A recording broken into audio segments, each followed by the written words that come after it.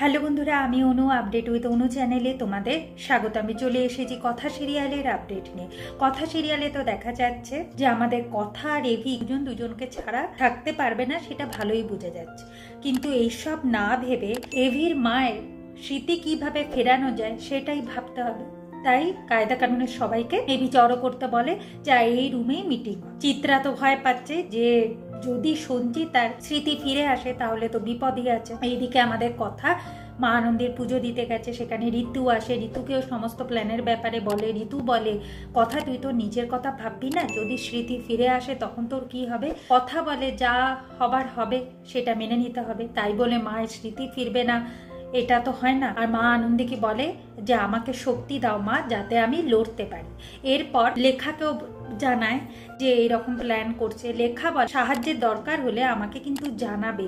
আমি অগ্নিকে কথা দিয়েছিলাম যে তার মাকে ফিরিয়ে আনার ব্যাপারে সাহায্য করব, তাই আমি চাই এই প্ল্যানে যুক্ত হতো। এরপর তো এভির রুমে কায়দা কানুনের সবাইকে নিয়ে প্ল্যান চলছে যে আমাদের সঞ্চিতা কি কি ভালোবাসতো, কি কি করতে ভালো, কি খেতে ভালোবাসতো, বা কি এমন কোনটা বেশি বেশি করতো। এভি বলে যে একটা রান্না আমার মা খুব বেশি করছে, এটা হলো কাতলা মাছের কাবাব। ও রেসিপিটাও বার করে যে এই রান্না করা হবে। আর মায়ের ব্যাপারে কেউ যদি বেশি জানতে পারে সেটা হলো তার বাবা সমীর বিশ্বাসের কাছে এভি আর কায়দা কানুনের সবাই গেছে। এখন সমীর বিশ্বাসকে বলে যে মায়ের কথা উঠলে আপনার কোন কথা আগে মনে পড়ে? হ্যাঁ জানি, আপনি তো আপনার ঘরে মায়ের স্মৃতি রাখেননি, শশীভূষণ গুহর কথা সমস্ত কিছু পুড়িয়ে ফেলেছেন, কিন্তু এখনো তো কিছু থাকতে পারে আপনার যে মায়ের কথা বললে সেটাই আপনার ফার্স্টে মনে পড়ে। প্রথমে সমীর বিশ্বাস কিছুতেই বলছিল না, কিন্তু এত অপমান করা হয় সমীর বিশ্বাসকে যে সমীর বিশ্বাস শেষমেশ যে জিনিসটাকে সে এত বছর ধরে আগলে রেখেছিল, তার মানে সঞ্চিতার শাড়ি, সঞ্চিতা ওই শাড়িটা পরতে নাকি খুব ভালোবাসতো, সেই শাড়িটাই তার ছেলের হাতে তুলে দেয় যাতে সঞ্চিতার স্মৃতি ফিরে আসে। আর বলে কাজ হয়ে গেলে যেন শাড়িটা ফেরত দিয়ে যায়। আমাদের এভি শাড়িটা পেয়ে খুব আনন্দ পায় আর বাবাকে থ্যাংক ইউ বলে, আর বলে কাজ শেষ হয়ে গেলে এই শাড়িটা আমি সযত্নে আপনার কাছে ফেরত দিয়ে যাব।